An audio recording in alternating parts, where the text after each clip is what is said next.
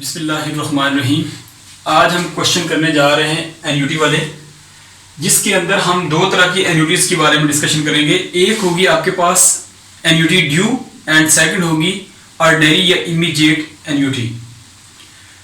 अब आपको कैसे पता चलेगा कि किस क्वेश्चन के अंदर एन्युटी ड्यू है या ऑर्डिनरी या इमीडिएट एन्युटी फाइंड करनी है? इनके चूंकि फार्मूलाज भी अलग अलग है, इसलिए क्वेश्चन के ऊपर आपने ज्यादा फोकस करना है। क्वेश्चन की स्टेटमेंट को रीड अच्छी तरह से करना है। अगर आपको स्टेटमेंट सही क्लियर हो गई तो आप आसानी के साथ ये फाइंड कर सकेंगे कि ये एन्युटी ड्यू है या आपकी इमीडिएट या ऑर्डिनरी है। अब इस क्वेश्चन के अंदर हमें दिया गया find the amount of an annuity of Rs 10,000 payable at the end of each year for 8 year at the rate of 6% compounded yearly. अब इस क्वेश्चन के अंदर ना तो कहीं पर लिखा हुआ है एन्युटी ड्यू और ना ही कहीं पर लिखा हुआ है at the beginning of each year. यहां पर लिखा हुआ है at the end of each year. जब लफ्ज आपके पास आ जाए eight the end of each year या कोई भी चीज मेंशन ना की जाए, ये चीज मेंशन ना की जाए कि ये एन्युटी ड्यू है या आपकी जो पेमेंट है at the beginning of each year, ये दो वर्ड अगर ना आए तो इसका मतलब है कि आपकी जो क्वेश्चन की स्टेटमेंट है वो ये बता रही है कि ये आपकी एन्युटी इमीडिएट या ऑर्डिनरी एन्युटी के रिलेटेड ये क्वेश्चन है। तो ये क्वेश्चन जो है आपका ऑर्डिनरी या इमीडिएट एन्युटी के रिलेटेड क्वेश्चन है। इसकी स्टेटमेंट हम स्टेटमेंट से देखते हैं कि इसका डाटा क्या होगा। फर्स्ट में दिया हुआ है अमाउंट क्या आपके पास, आर आपके पास है 10,000 rupees eight the end of each year for 8 year. हमारे पास एन नंबर ऑफ ईयर कितने हैं 8। इसके बाद दिया हुआ है रेट ऑफ इंटरेस्ट आई है या आर आप इसको कह सकते हैं 6%। कंपाउंडेड ईयरली यानी सालाना है तो इसका मतलब है कि इसको हमें चेंज करने की जरूरत नहीं है। अगर यहां पर क्वार्टर कहता या कोई चीज मंथ कहता तो हम इसको चेंज कर लेते, हम मंथली निकाल लेते, क्वार्टरली निकाल दे, जो भी हमें देगा स्टेटमेंट के अंदर हम उसके हिसाब से क्वेश्चन को सॉल्व करेंगे। क्योंकि यहां पर ईयरली है तो हम इसको डिवाइड करने की जरूरत नहीं है, हमारे पास सिंपल यही रहेगा। अब फॉर्मूला हम देखते हैं क्या बनेगा। सिंपल आपने अमाउंट ऑफ एन्युटी फाइंड करने के लिए आप लिख सकते हैं amount of annuity is equal to R, आपकी जो रेगुलर पेमेंट्स हैं वो आप किसी भी इंटरवल को ले सकते हैं। इंटरवल आपका ईयरली हो सकता है, हाफ ईयरली हो सकता है, क्वार्टरली हो सकता है, मंथली हो सकता है, वो आप आर उसको कंसिडर करेंगे। आपकी ये इंटरवल होगा जिसमें आपने पेमेंट्स करनी है, रेगुलर इंटरवल्स, ठीक है जी, पेमेंट्स के। फिर इसके बाद आप लिखेंगे 1 plus R 1 plus iota I rate of interest. यहां पर आप आर भी लिख सकते हैं रेट ऑफ इंटरेस्ट, या जो आपको अमाउंट दी गई है उसको आप परसेंटेज में अगर लिखना चाहें तो आप इस तरह भी कर सकते हैं, r by 100 लिख सकते हैं, यानी जो अमाउंट होगी 6 डिवाइड बाय 100। तो हम इसको 6 by 100 ये लंबा काम नहीं करेंगे, डायरेक्टली हम इसको यहीं पे सॉल्व करके परसेंटेज निकाल लेंगे। 6 डिवाइड बाय 100 करके तो हम 0.06 आ जाएगा।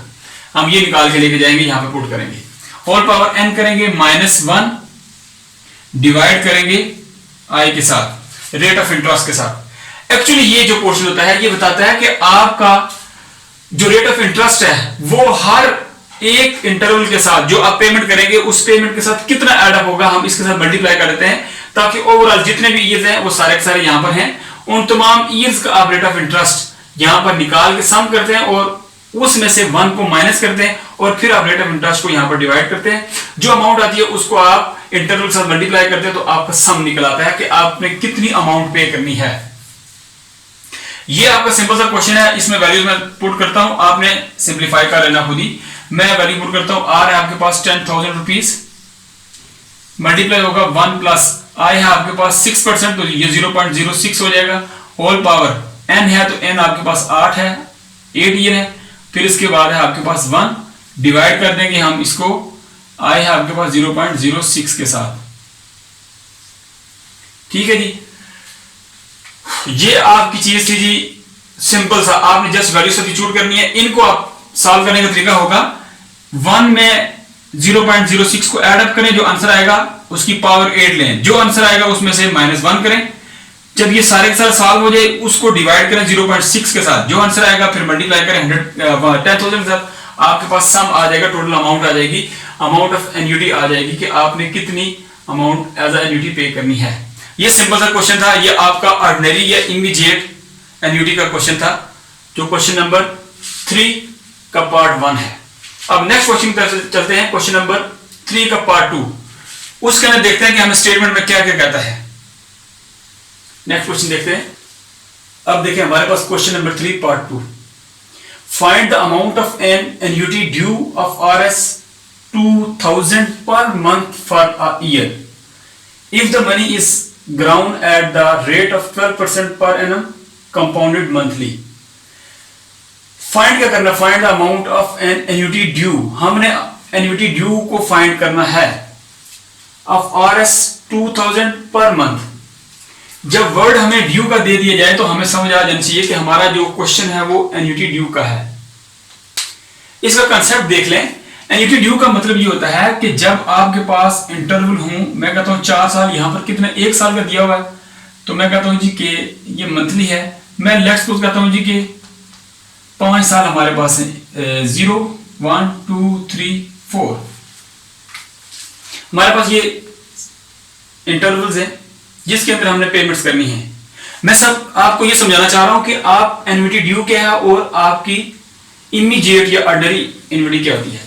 अगर पेमेंट आप 0 पीरियड के ऊपर कर दें, मैं कहता हूं 1,000 हमने पेमेंट की है, यहां पर भी पेमेंट कर दी, यहां पर भी पेमेंट कर दी और यहां पर भी पेमेंट कर दी, ये आपके 1 2 3 4 सालों का। आप कहते हैं जी कि अगर हमें चौथे साल हमें कितनी अमाउंट पे करनी है या रिसीव करनी है, तो आप काउंट करते हैं जिसमें 0 ईयर जो होता है, जो 0 पीरियड होता है, इसके अंदर भी आपने पेमेंट की होती है। अगर आपने payment at the beginning of the period की हो, जिस तरह हम कहते हैं जी कि ये महीना स्टार्ट होने से स्टार्ट के अंदर ही आपने पेमेंट कर दी है, ये मार्च जा रहा है, अप्रैल जा रहा है या मई जा रहा है, जो भी है, मई का महीना है, 1 मई को आपने अमाउंट पे कर दी, तो इसके एंड पर जब जाएंगे तो नेक्स्ट आपका जो मंथ होगा जून का, जून के स्टार्ट में अगर पेमेंट करेंगे तो यहां पर ये हो गया मई के 1 में और ये जून के 1 में, फिर आगे जुलाई के 1 में और आगे अगस्त के 1 में। अब वो कहता है सितंबर में जाके आपके पास कितनी अमाउंट होगी जो आपने पे करनी है या रिसीव करनी है। तो आपके पास चौथे ये 4th जो आपका ईयर होगा या 4th आपका मंथ होगा, इसमें आपने अमाउंट कितनी देनी है। तो ये हम देखते हैं कि ड्यू कितनी होगी इस डेट को, इस मंथ में जाके तो कितनी अमाउंट होगी, आम तमाम का सम प्लस आपका जो रेट ऑफ इंटरेस्ट होगा, इन तमाम को जाके चेक करेंगे, इस पे जाके हम फाइंड कर लेंगे कि यहां पर हमने कितनी अमाउंट पे करनी है या रिसीव करनी है। इसलिए हम कहते हैं कि एन्युटी ड्यू को फाइंड करने के लिए जो जीरो आपका पीरियड होता है या 0 आपका इंटरवल होता है, वहां पर पेमेंट की जाती है। अब ऑर्डिनरी की बात करें तो यही मैं चीजें लेता हूं अगेन, 0 1 2 3 4। ऑर्डिनरी के अंदर यह होता है कि आप 0 पीरियड में कोई भी पेमेंट नहीं करते, आप पीरियड के एंड पर, ये आपका मई है तो मई के एंड पर जाके आप पेमेंट करेंगे 1,000, फिर नेक्स्ट महीने के एंड पर जाके करेंगे 1,000 और यहां पर 1,000 और 1,000, टोटल 4 साल है, चारों के चारों में आपने पेमेंट कर दी, या 4 महीने हैं, 4 महीनों के अंदर आपने पूरी पेमेंट की है। 0 आपका काउंट नहीं है, 0 के अंदर आपने पेमेंट नहीं किया। ये आपका at the end of the period है, at the end of month है, at the end of year है। यहां पर in the beginning of year है, in the start of the month है, in the start of quarter है। तो जब स्टार्ट में होगा तो वहां पर एन्युटी ड्यू होगी, जब आपका at the end of period होगा, कोई पेमेंट होगी या रिसीविंग होगी, तो आपका वो इमीडिएट या ऑर्डिनरी एन्युटी के अंदर शामिल होगा। इनके फॉर्मूलाज अलग अलग होंगे। यहां पर हमारे पास दिया हुआ है, उसने दे दिया, लफ्ज दे दिया, एन्युटी ड्यू का दे दिया, तो ड्यू का ये है, तो इसका मतलब है कि हमारे पास डाटा क्या बनेगा। डाटा बनाते हैं, कहते हैं जी कि आपके पास जो अमाउंट है आर है वो आपके पास 2,000 रुपीज है, और इसके बाद दिया हुआ है मंथ फॉर अ ईयर। कहता है जी कि ये पर मंथ है कितने अरसे तक, 1 ईयर तक, 1 साल तक। एन आपका कितना होगा जी 1 ईयर। 1 ईयर का मतलब है 12 मंथ, 12 महीने हो गए। If the money is ground at the rate of 12% per annum, आपका कहता है जी कि आपका रेट ऑफ इंटरेस्ट आय कितना है 12, 12% है और साथ पर एनएम भी दिया हुआ है।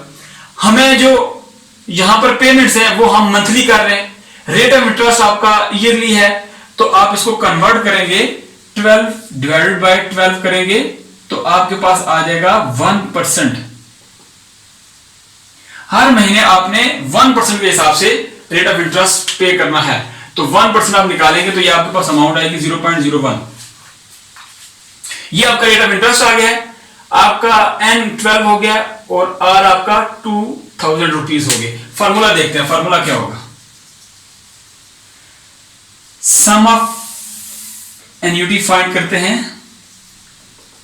इसमें दो फार्मूले मैं बताने लगा हूं। एक फार्मूला है जो आपको टीचर्स ने बताया होगा, r को मल्टीप्लाई करते हैं 1 प्लस i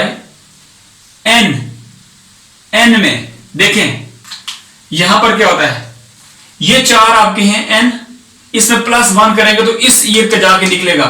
ये 4 साल पूरे हो गए, 1 2 4 महीने पूरे हो गए, 1 2 3 4 हो गए। कहते हैं 5वें में कितना होगा, ड्यू तब होगा ना, इस महीने ड्यू होगा, तो n में 1 ऐड कर देते हैं, ये प्लस करते हैं, इसके अंदर -1 कर देते हैं और डिवाइड करते हैं i के साथ। ये है आपका n+1। अगर आप इसमें नहीं पढ़ना चाहते तो सिंपल सा एक और इसका फार्मूला है, आप इसको याद रखें, किसी n+1 की जरूरत नहीं पड़ेगी आपको। आप जस्ट क्या करें, r इंटू 1 प्लस आई होल n -1 डिवाइड करें i के साथ और 1 प्लस आई के साथ, इसको अगेन डिवाइड कर दें। सिर्फ ये एक नया फैक्टर है कि i जो नीचे आपने डिवाइड किया इसको 1 प्लस आई के साथ अगेन डिवाइड कर दें। ये सारे के सारे डिवाइड करेंगे, जब इसको आप सॉल्व करेंगे तो आपका आंसर बिल्कुल ऐसे ही होगा जैसे n+1 को यूज करके आपने फाइंड किया है।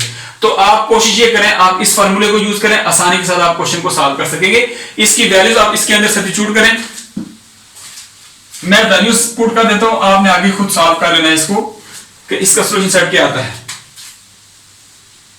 अब हम वैल्यूज पुट करते हैं, ये s लिखते हैं, सम ऑफ एन्युटी कितना होगा, s is equal to r की वैल्यू है आपके पास 2000 रुपीज इंटू 1 प्लस i है 0.01 होल गया n आपके पास 1 ईयर, तो 12 मंथ हो गए, -1 डिवाइड करूंगा 0.01 के साथ होल 1 प्लस 0.01। मैंने अपना फार्मूला लगाया ये वाला i ओवर 1 प्लस i, तो इसमें वैल्यूज पुट की है मैंने, इनको आप सॉल्व करें और आंसर चेक करें आपका। इस फार्मूले में वैल्यू पुट करके चेक करें और इस ऊपर वाले फर्स्ट वाले में जो आपको बुक्स के अंदर बताया गया है, इस फार्मूले के अंदर वैल्यूज पुट करके आप आंसर चेक करें, देखें कोई फर्क तो नहीं है। और ये आंसर फाइंड करने के बाद आप मुझे कमेंट के अंदर बताएं जी कि ये क्वेश्चन आपका ठीक है या गलत है। नेक्स्ट क्वेश्चन की तरफ जाते हैं। आप क्वेश्चन सॉल्व कर लें, जस्ट ये मल्टीप्लिकेशन करके सॉल्व करके आपने आंसर निकाल लेना है, इसमें कोई और बड़ी नई चीज नहीं है, सिर्फ आपने स्टेटमेंट को समझना था। स्टेटमेंट के हिसाब से हमने फार्मूला यहां पर लगाया। फार्मूला लगाने से पहले आपको स्टेटमेंट में जो चीजें दी गई हैं उनका समझना बहुत जरूरी है। जब तक आपको स्टेटमेंट समझ नहीं आएगी आप फार्मूला सही नहीं लगा सकते, क्योंकि दो अलग अलग फार्मूले, एक है आपका ऑर्डिनरी का, एक आपका एन्युटी ड्यू का है। तो ड्यू का याद रखने के लिए बहुत सारे बच्चे n+1 को यूज कर रहे हैं।